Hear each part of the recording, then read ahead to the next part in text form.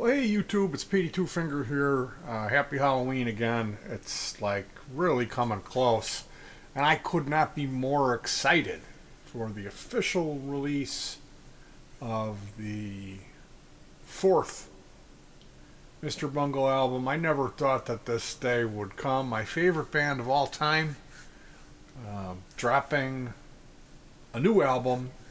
I have a copy of it here thanks to Tony. Tony is a guy who we have similar taste. He's a good guy, and he hooked me up with a link to a Dropbox file folder that had an MP3 copy of the Raging Wrath of the Easter Bunny demo 2020 version. So this is Mike Patton, Trevor Dunn, Trey Spruance. These are high school friends that met when they were 14, 15 years old and went on to get signed to a major label because their singer, Mike Patton, was brought into the band Faith No More. Faith No More had a singer, a guy named by the name of Chuck Mosley, who was a bit of a loose cannon. He was a drinker and suffered drug issues. And from what I know, they were in Europe and he got into a fight with a roadie. Something that was the last straw with Chuck. And they brought Mike Patton in because of this demo tape that I believe was OU818. And that was Jim Martin, the guy who used to wear, played a black flying V with a mirrored pickguard. He was the designated party animal of that band, Faith No More. And Chuck was in possession of a Mr. Bungle demo tape, the OU818. Kind of a play on the OU812, OU818. Mr. Bungle. That's how I always took that title to mean. Now, that's not the band's first demo. The first thing that they did was produced during Easter break off of school. And the guitar player, Trey Spruance, who he's made a bit of a name for himself. He's a guy who's really into esoteric stuff. And he has a band called Secret Chiefs 3, where he makes very challenging music with that band, where they play a lot of. He plays a saz, which is a like a four-string guitar world instrument. Anyway, that Trey put this demo together when they were kids, and the thing literally sounds like it was recorded through a vacuum cleaner. It's not a quality recording. But you can tell that there's what's there. There's something there, and that's what they did. They re-recorded it in 2020. They got back together. They hired two of the people that were major influences on them at that time. At that time in their life, they were really into thrash metal. And so they hired the drummer from Slayer and the guitar player from Anthrax. So it's Scott Ian and Dave Lombardo. Now, Dave Lombardo has worked with Michael Allen Patton. He's the singer from Faith No More that was also the frontman singer of Mr. Bungle. A lot of people prescribe him to be a music genius or a gifted vocalist, that he is one of the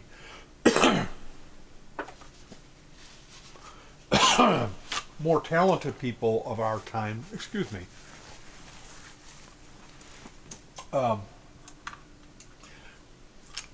had a cough drop. Now, mind you, Mike Patton is a very polarizing person. A lot of people hate Mike Patton. He's kind of a greasy-looking, Guido-type looking guy. And He's been known to have a very flippant attitude with the truth and the way that he deals with the press, the media. Is not he's not a media darling. So their first studio recording was they were signed to Warner Brothers Records as a direct result of Mike Patton being hugely successful vocalist for Faith No More. So Faith No More brings Patton in, and this album is already finished. He just writes the words and sings, and it comes out, and it's a massive hit all over the world.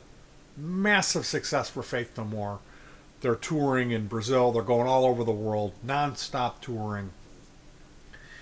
But he never quit his first band, Bungle, his high school buddies. He stayed with those guys. They ended up getting signed by Warner Brothers because of this. Mike Patton was an MTV darling. He was a poster child on MTV. They loved him on MTV because he's a good-looking guy. And there was a whole thing, Mike Patton worship, that went on immediately from when he was very young. And this Mr. Bungle band put 3 albums out on Warner Brothers' major label. The first album is filthy. There's 2 songs on there that are have X-rated lyrics, and they push that to the limit. It's one of the most the filthiest lyrics to songs I've ever seen in my life. Would make a sailor blush, and that's why some people got that initial impression that Mr. Bungle was just this filthy band, which they're not. They really aren't. They did that in the beginning. It was part of the shock value of their first album, but really, if you look at them that way, you're kind of missing the point, because it was the entire package of what they did which made that album special, which was hyper musicianship, jumping from genre to genre within songs, combining genres and with samples and sound effects. And then Mike Patton's vocal performance is very cartoon-like and acrobatic.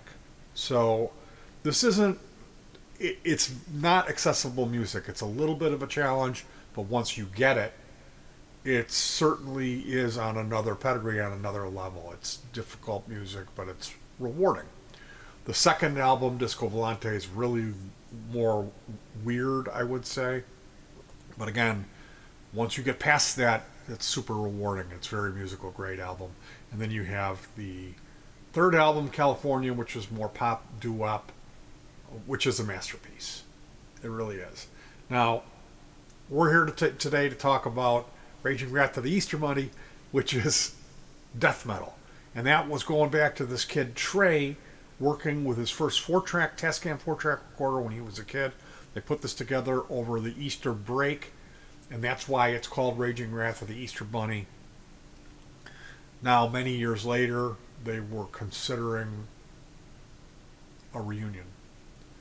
And the story goes, well, what are we going to do? Well, let's do the really old stuff. Let's do the thrash metal. And the jury is in, and it's good. It's really good. This album, I cannot give it a high enough rating, which isn't surprising. I really love Mike Patton's music, but this is something special. The addition of Dave Lombardo, who's, you just can't argue, you don't find a better guy to do that job. He's at the top of his class, and his drumming on this thing is nothing short of spectacular. Hearing these songs recorded properly with modern high gain amplification, modern studio setting, it's breathtaking. Mike Patton's the guitar sound just top notch. The bass guitar, it's Trevor Dunn. Who is a better bass player in the world right now than Trevor Dunn? Again, top of his class. You don't get any better. If you know people who are bass players who know about music, they will tell you this guy is one of the best bass players, if not reigning champ. Then people will bring up Les Claypool. And then we have Mike Patton's vocal performance, which is, if you've heard Dead Cross, he has expanded upon that. All of the pig squealing and the, it sounds like a corpse coming back to life, the first breath that a mummy would take, like this just type of bone shattering, like horrid, really terrifying stuff that Mike Patton does on this album. So if you don't have plans for Halloween, they're going to be doing a live event. It's $15 for the pay-per-view. They're going to be playing this concert. It's called The Night They Came Home. You can check that out. I would twist your arm to buy yourself a ticket and experience this event. It's going to be really fun. My wife and I will be here with our snacks and our pizza. It's going to be a red letter day because our favorite guitar player, Rob Fetters, is doing a live stream. We're going to check that out and then get into some bungle. Probably have to wear some headphones because I'm going to turn it up. And I'll tell you what, this album, I have a copy of it here. Special thanks to Tony for turning me on. This thing here, The Raging Wrath of the Easter Bunny demo. I listened to it and I could not stop laughing for the first 4 songs. It's spectacularly great. Don't miss out on this. And I would encourage you to check out the original recording. If you're planning on getting this, go over to YouTube, listen to the original. Check it out. Keep in mind, if you've ever scratched your head at the death metal medley that was played at the end, the last half, the song Merry Go Bye Bye, like the Astoria show, that's this. And I had always heard that when he would, very rarely they would do that, throw that in there. And I'm like, what is that? He's singing, there's lyrics. I'm like, what? And I would always laugh at it because it was so, like, incredibly over the top, the vocal performance. And just super intense. Super intense. Like, if I did that, I wouldn't be able to speak for a couple of weeks. It would blow my voice out so bad. But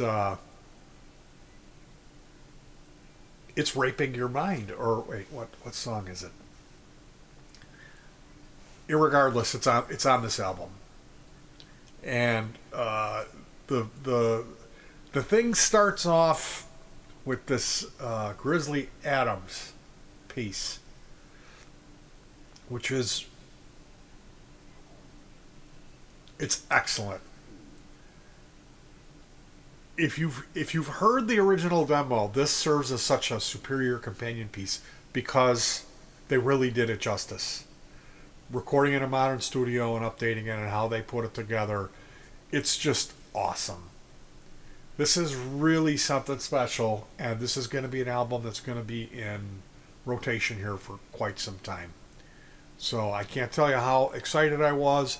Super huge double thumbs up on this, and thank you to my pal Tony. Although I probably do need to get a hard copy of this at some point, right? I mean, I'm gonna fork out the $12, right? Okay, you guys, happy Halloween and enjoy Raging Wrath of the Easter Bunny demo 2020 version. It's unfucking-believably great. It really is, and I can't believe how good it is. I knew it was going to be good, and I knew it was going to blow my mind, but I just got done listening to it. And like I said, I could not stop laughing.